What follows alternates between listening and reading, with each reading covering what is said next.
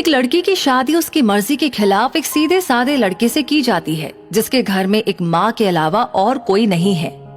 दहेज में लड़के को बहुत सारे उपहार और पैसे मिले होते हैं। लड़की किसी और लड़के से बेहद प्यार करती थी और लड़का भी। लड़की शादी होके आ गई अपने ससुराल। सुहाग रात के वक्त लड़का दूध लेके आता है तो दुल्हन सवाल पूछती है अपने पति से। एक पत्नी की मर्जी के बिना पति उसको हाथ लगाए तो उसे बलात्कार कहते हैं या हक। पति ने कहा कि आपको इतनी लंबी और गहरी जाने की कोई जरूरत नहीं है, बस दूध लाया हूँ, पी लीजिएगा। हम सिर्फ आपको शुभ रात्रि कहने आए थे, ये कह के कमरे से निकल जाता है। लड़की मन मार कर रह जाती है क्योंकि लड़की चाहती थी कि झगड़ा हो ताकि मैं इस गवार से पीछा छुटा सकूं। है तो दुल्हन मगर घर का कोई भी काम नहीं करती, बस दिन भर ऑनलाइन रहती है और न जाने किस किस से बातें करती है। मगर उधर लड़की की माँ बिना शिकायत के दिन भर चूल्हा चौका से लेकर घर का सारा काम करती, मगर हर पल अपने होठों पर मुस्कुराहट लेके फिरती। लड़का एक कंपनी में छोटा सा मुलाजिम है और बेहद ही मेहनती और ईमानदार। करीब महीने भर बीत गए मगर पति पत्नी अब तक साथ नहीं सोए। वैसे लड़का बहुत ही शांत स्वभाव वाला था, इसलिए वो ज्यादा बातें नहीं करता था। बस खाने के वक्त अपनी पत्नी से पूछ लेता था कि कहाँ खाओगी, अपने कमरे में या हमारे साथ।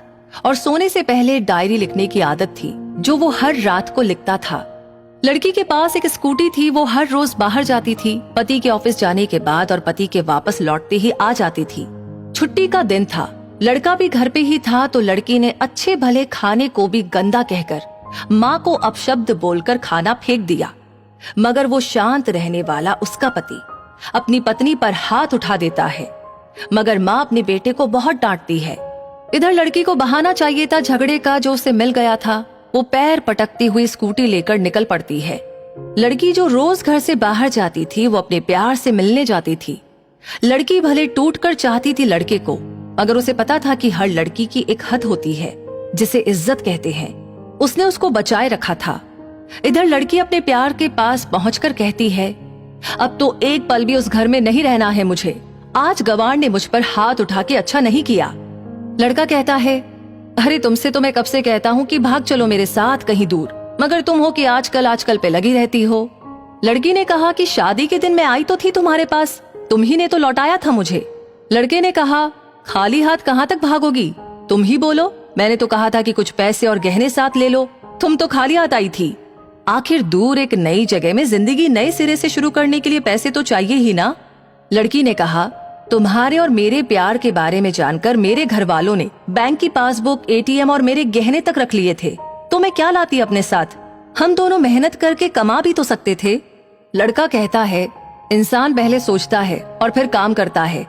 खाली हाथ भागते तो ये इश्क का भूत 2 दिन में उतर जाता, समझी। और जब भी तुम्हें छूना चाहता हूँ बहुत नखरे हैं तुम्हारे, बस कहती हो शादी के बाद। लड़की ने कहा, हाँ शादी के बाद ही अच्छा होता है ये सब, और सब तुम्हारा ही तो है।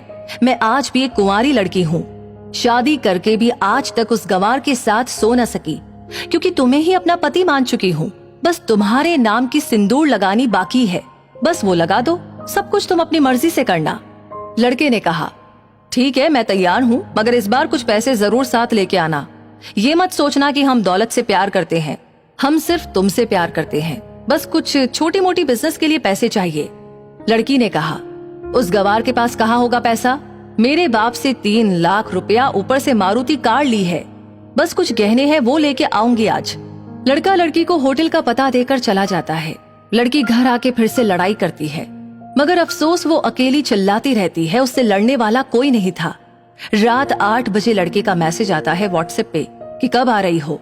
लड़की जवाब देती है कि सब्र करो, कोई सोया नहीं है, मैं 12 बजे से पहले पहुंच जाऊंगी क्योंकि यहाँ तुम्हारे बिना मेरी सांसें घुटती है। लड़का कहता है, ओके जल्दी आना, मैं होटल के बाहर खड़ा रहूंगा, बाय। लड़की अपने पति को बोल देती है कि मुझे खाना नहीं चाहिए, मैंने बाहर खा लिया है, इसीलिए मुझे कोई परेशान न करे। इतना कह के दरवाजा बंद करके अंदर आती है। तभी पति बोलता है कि वो अलमारी से मेरी डायरी दे दो, फिर बंद करना दरवाजा, हम परेशान नहीं करेंगे। लड़की दरवाजा खोले बिना कहती है कि चाबियां दो अलमारी की। लड़का कहता है, तुम्हारे बिस्तर के पैरों तले है चाबी। मगर लड़की दरवाजा नहीं खोलती बल्कि जोर जोर से गाना सुनने लगती है। बाहर पति कुछ देर दरवाजा पीटता है, फिर हार कर लौट जाता है। लड़की ने बड़े जोर से गाना बजा रखा था। फिर वो अलमारी खोलकर देखती है जो उसने पहली बार खोला था, क्योंकि वो अपना सामान अलग अलमारी में रखती थी। अलमारी खोलते ही हैरान रह जाती है।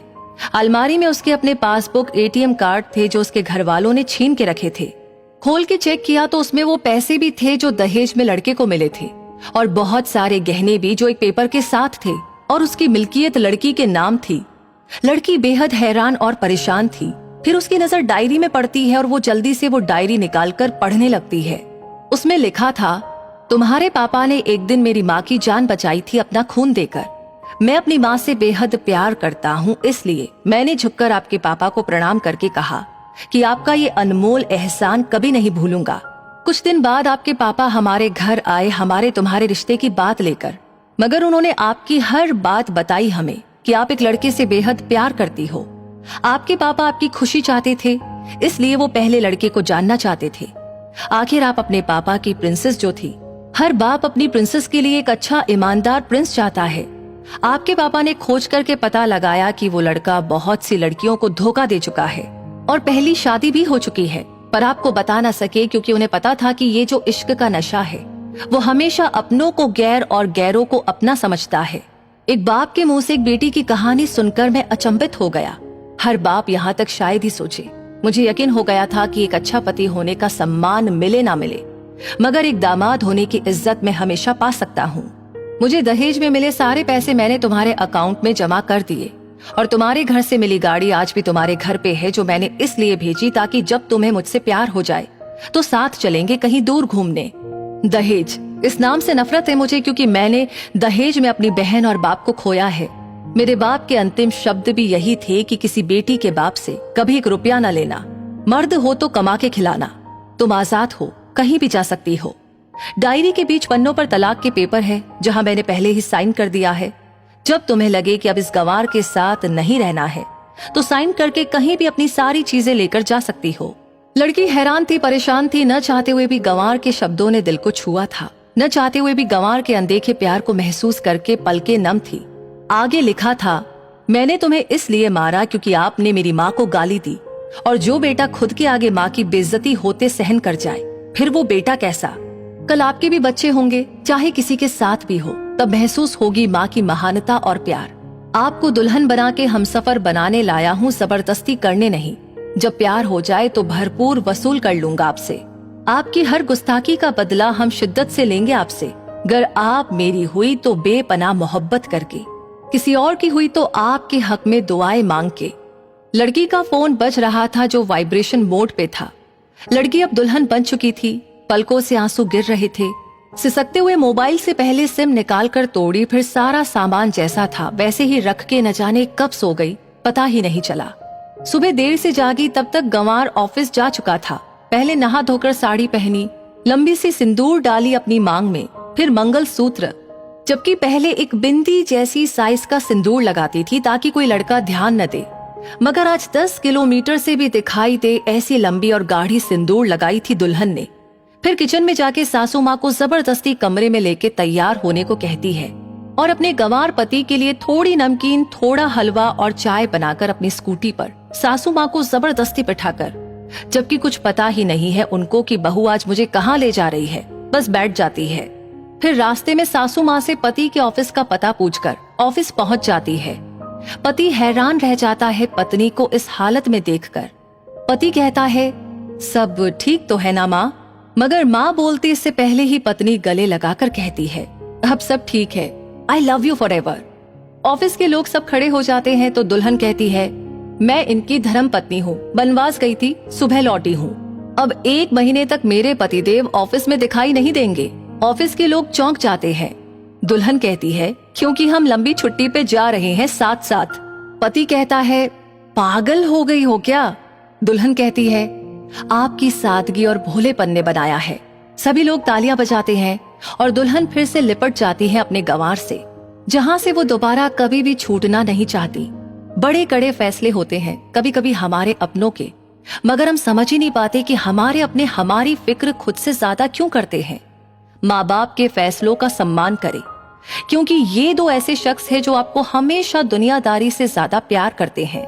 तो अगर वीडियो आपको अच्छी लगी हो तो इसे शेयर जरूर करें और वीडियो से आपको क्या सीख मिली कमेंट में अपनी राय जरूर दें। और ऐसे ही और वीडियोस देखते रहने के लिए हमारे पेज को फॉलो करना न भूलें। धन्यवाद।